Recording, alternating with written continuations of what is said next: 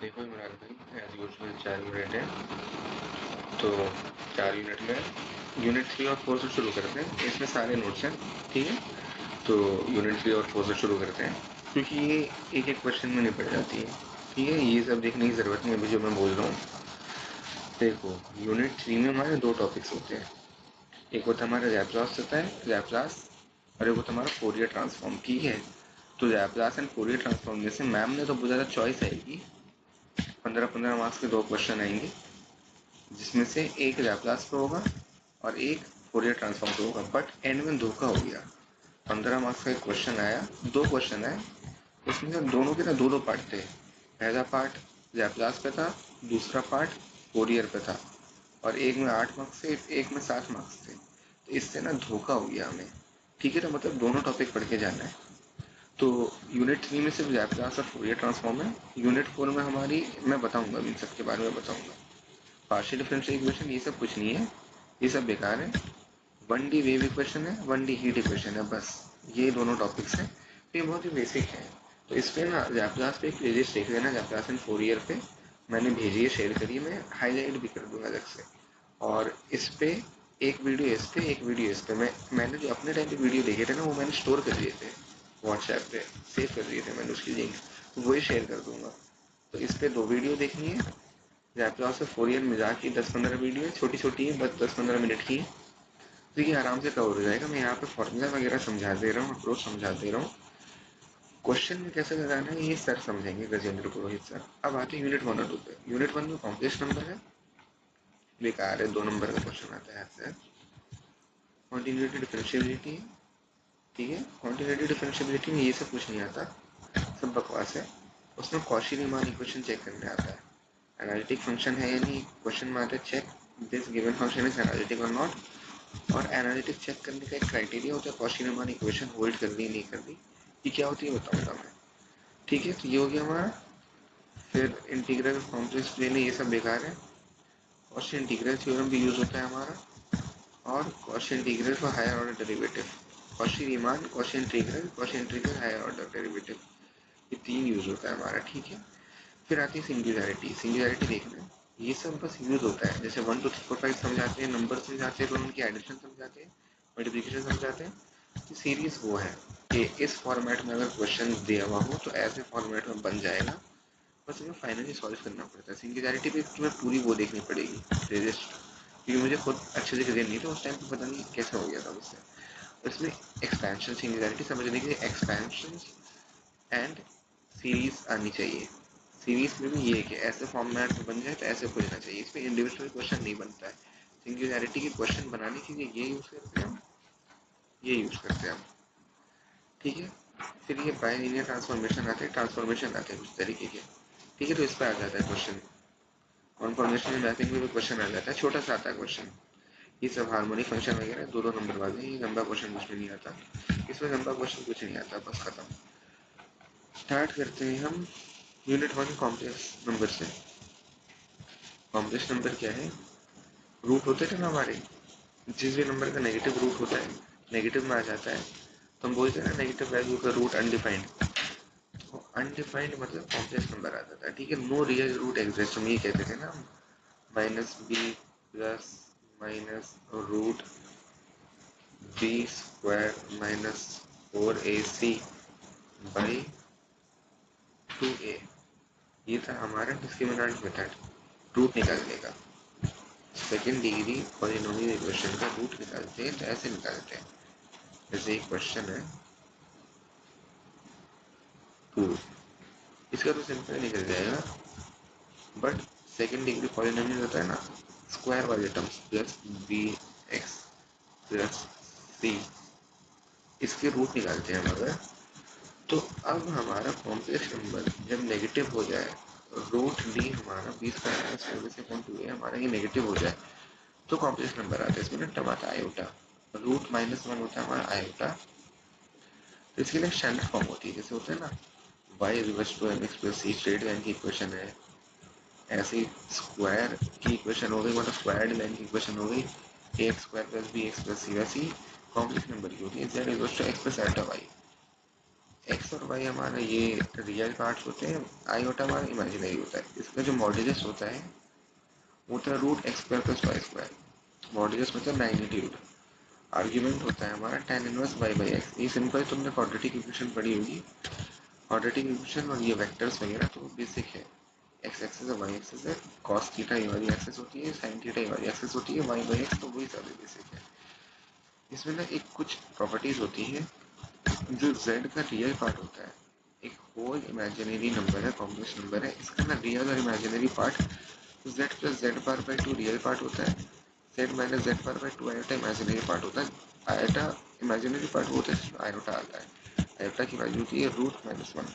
For example root minus four को क्या लिख सकते हो तुम, minus one root minus one into root four. Root four पता है टू होता है, रूट माइनस वन आयोटा होता है, टू आयोटा, ऐसे लीजिए सिंपल। ऐसे होता है तो टू आयोटा में इमेजिनरी पार्ट क्या है हमारा, इमेजिनरी पार्ट है हमारा iota. y is to sorry z is to x plus iota y करेंगे हम, तो z is to x zero हो गया हमारा, टू आयोटा हो गया हमारा। ठीक है, तो ये इमेजिनरी ही पार्ट एग्जिस्ट कर रहा है इसमें, टू आयोटा। ऐसे बोलते हैं, ये रियल पार्ट होता है, ये इमेजिनरी पार्ट होता है। इमेजिनरी पार्ट को निकालने का तरीका क्या है, z plus Z bar by two. Z bar मतलब एक्स प्लस आयोटा वाई, अगर z है z बार में ये साइन चेंज हो जाता है, बस x माइनस आयोटा वाई हो जाता है। तो इसका मतलब क्या हो गया, रियल पार्ट निकालना है तो z प्लस जेड बार करेंगे तो x plus iota Y, z plus Z bar है ना, plus x minus iota Y by two. Eventually निकल के क्या आ गया, x plus iota Y plus x minus iota Y, iota Y से आयोटा वाई कटा, ये टू एक्स हो गया डिवाइड बाई टू। तो इवेंचुअली निकल के क्या आया, two X by two, two से टू कटा एक्स निकल के आ गया ना, तो मतलब यही रियल पार्ट है, ये इमेजिनरी पार्ट है। अब अगर टू एक्स, अब z minus Z bar by two iota करते हैं हम, इमेजिनरी पार्ट निकल के आता है, तो ये term x plus iota y minus x minus iota Y by two iota. इससे क्या निकला, एक्स एक्स कटा प्लस आयोटा वाई है। ठीक है, यहाँ पे प्लस हो जाना चाहिए, two iota y upon two iota है, अगर two iota y upon two iota, इससे क्या हुआ हमारा y रह गया, तो ये हो गया हमारा आयोटा के साथ जो टर्म होता है वो इमेजिनरी पार्ट होता है, और विदाउट आयोटा जो भी टर्म होता है वो हमारा रियल पार्ट होता है। तो ये कुछ टर्म्स है, ये कुछ प्रॉपर्टीज है, यूज होती हैं, बेसिक प्रॉपर्टीज है। दोनों नंबर के क्वेश्चन आते हैं। पूरा फॉर्म होता है z equal to r cos theta plus iota sine theta. ठीक है, और यहाँ पे r की जो वैल्यू होती है मॉड z होता है। तो पोलर फॉर्म में अगर कोई भी क्वेश्चन दे रखी है टू प्लस थ्री आयोटा, इसको पोलर फॉर्म में एक्सप्रेस करो तो कैसे देख सकते हो, r cos theta plus iota sine theta के टर्म्स में लिखना है, कैसे निकालें, तो r की वैल्यू ये है मॉड z। मॉड z कैसे है भाई, मॉड z कैसे है, मॉड z क्या था अभी हम लोग पढ़ा है, root x square plus y square, x ये रहा वाई ये रहा, तो root four plus nine thirteen, root thirteen हो गया हमारा। तो अगर हमें इसमें एक्सप्रेस करना है तो रूट थर्टीन, अब cos theta plus iota sine theta, iota तो एज इट इज रहेगा, अब थीटा की वैल्यू क्या रखें। अब ये हमने देखा है आर्ग्यूमेंट जेड होता है हमारा, थीटा होता है हमारा tan inverse y by x, tan inverse three by two, तो इसकी कुछ वैल्यू आएगी, मान लो जो भी वैल्यू आई, तो कॉस मान लो 10 आया प्लस आयोटा साइन 10, और साइड में क्या आ गया, और रूट 13, समझ में आई, पोलर फॉर्म में कन्वर्ट कर दिया। ऐसे ही होता है क्वेश्चन दोनों नंबर के। हम डी मॉर्गन्स थ्योरम यूज होता है, पावर रूट्स यूज करते हैं हम।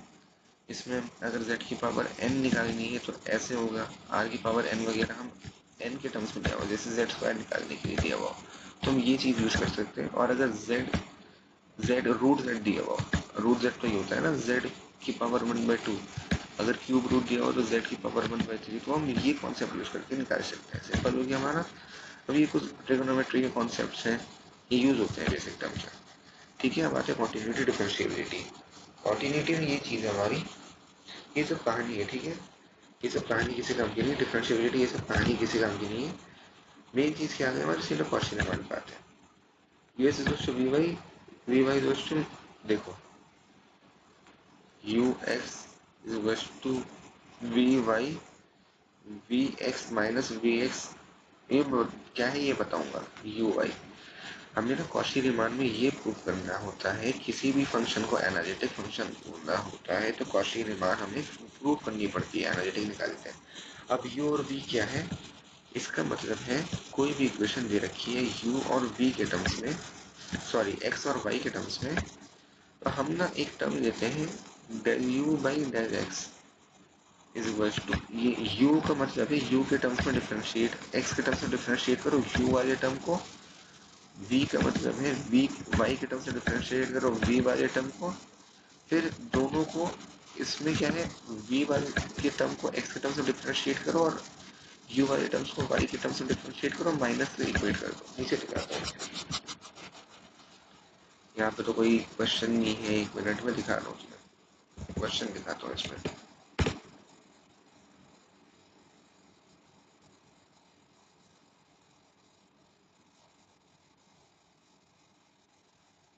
एक मिनट,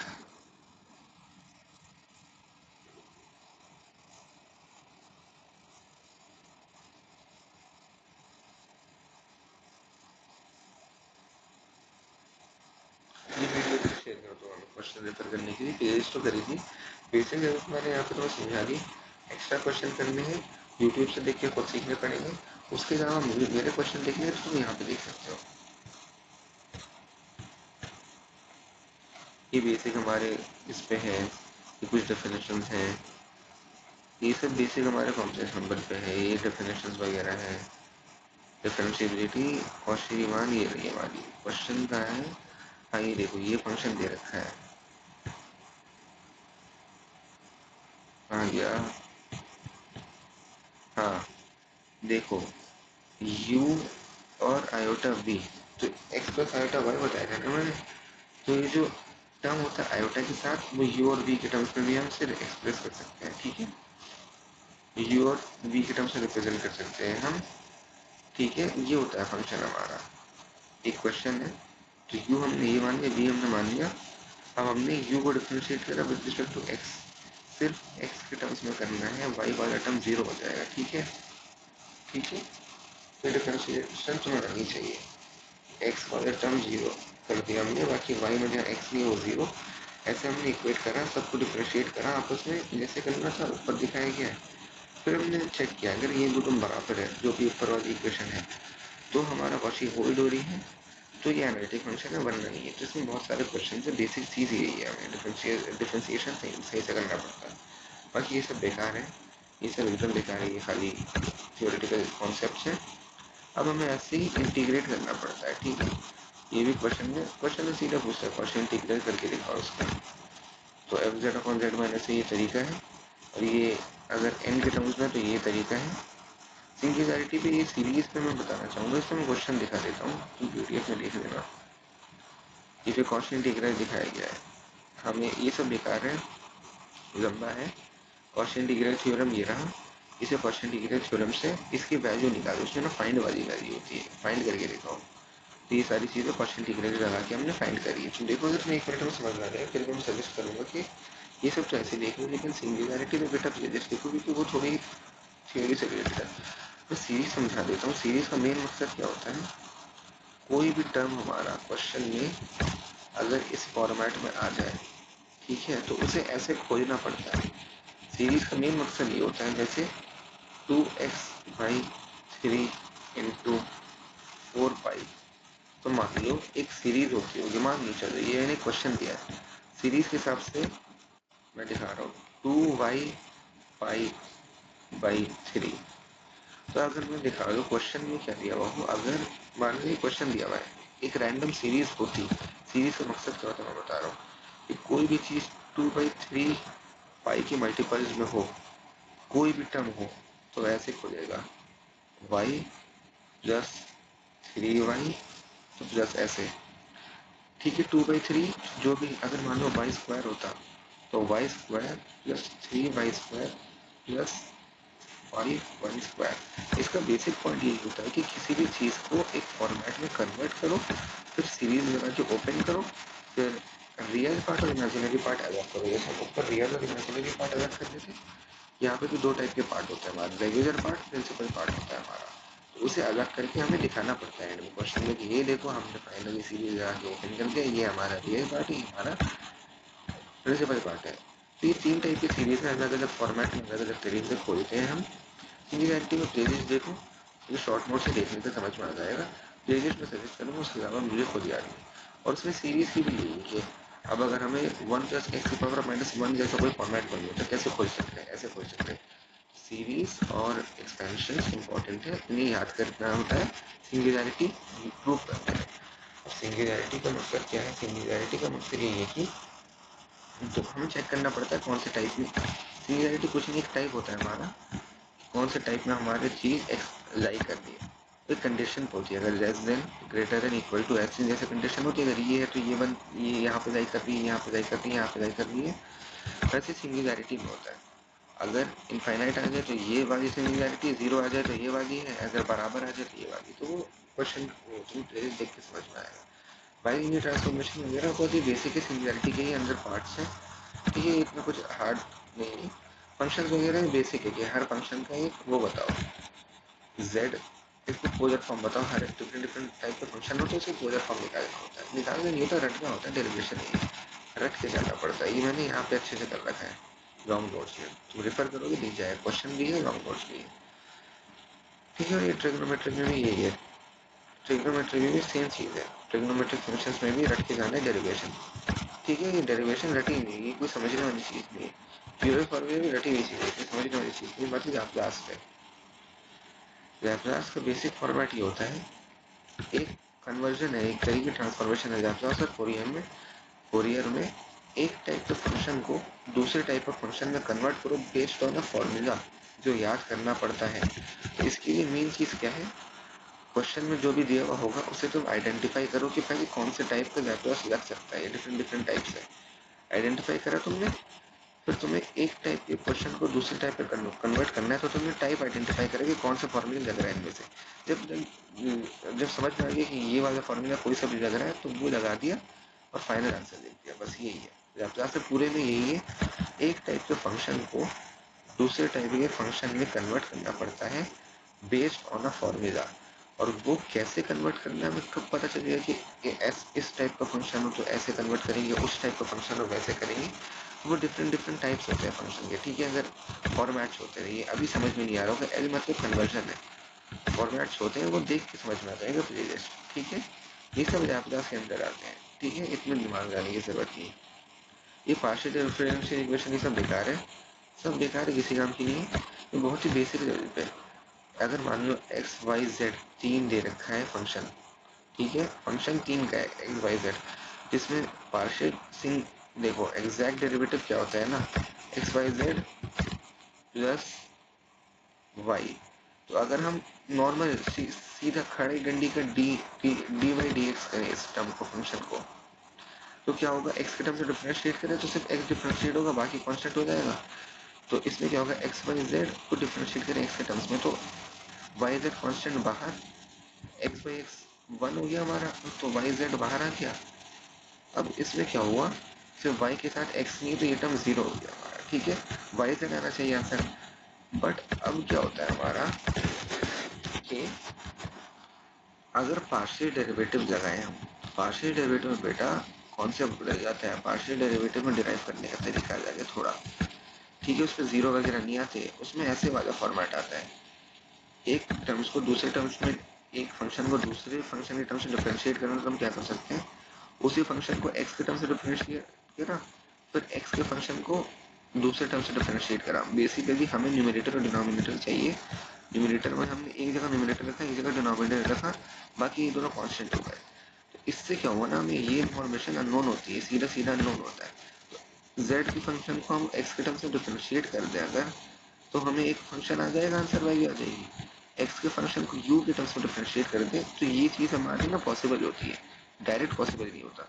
तो इसको एक के टर्म से डिफरेंशिएट कर, इसको एक के टर्म से डिफरेंशिएट कर, दोनों को मल्टीप्लाई कर दिया, आइडिया से दिख क्या रहा है, यहाँ से यहाँ कट रहा है, बन यही रहा है।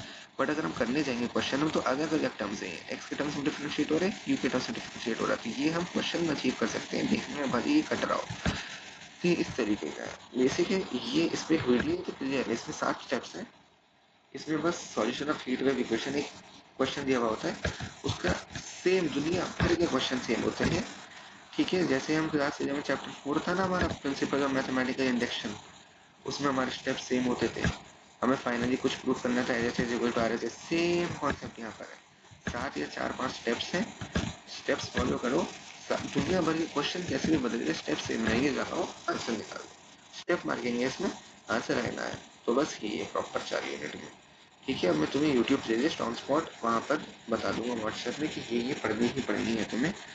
ठीक है, सारी मैंने बहुत सारी भेजी, इसमें ना एक एक टॉपिक पे 3-3 प्लेलिस्ट है, लेकिन कौन सी मैं सजेस्ट कर रहा हूँ वो बता दूंगा। मैं सारी देखने की जरूरत नहीं, एक एक वीडियो देख लो, खत्म करो। यूनिट 3 में एक प्लेलिस्ट, यूनिट 4 में एक एक वीडियो, 2 वीडियो यूनिट 4 में है, एक प्लेलिस्ट है विड है यहाँ पर, एक प्लेलिस्ट है लैप्लास और फोरियर पे, एक प्लेलिस्ट है सिंगुलैरिटी पे, खत्म। बाकी कॉम्प्लेक्स नंबर तो उड़ाओ ना उड़ाओ, जैसे करना करो। कौशी रीमान तुमने यहीं से समझ लिया, मैंने यहीं से समझा दिया। मेरे इस पीडीएफ से क्वेश्चन देख लेना जो मैं भेजने वाला हूँ तुम्हें, कौशी रीमान ऐसे कवर हो जाएगा। सीरीज वगैरह सिंगुलैरिटी सब में आ गया है। ठीक है, तो एक प्लेलिस्ट है सिंगुलैरिटी पे, एक प्लेलिस्ट है लैप्लास और फोरियर पे, 2 वीडियो है हीट एंड उस पे, एक वीडियो है वेव सॉल्यूशन पे, एक वीडियो है हीट सॉल्यूशन पे, heat wave sorry heat equation पे। तो गिनती का ये काम करना है तुम्हें बस, और बाकी मैं खुद पढ़ा चुका हूँ। कॉम्प्लेक्स वगैरह भी मैंने पढ़ा दिया है, पोलर फॉर्म में कन्वर्ट करना सिखा दिया है, और क्वेश्चन दे रखे हैं मैंने, तो कर लोगे तुम्हारी होप से। तो काफ़ी सिंपल तरीके से मैथ्स खत्म, टेंशन लेने की जरूरत नहीं।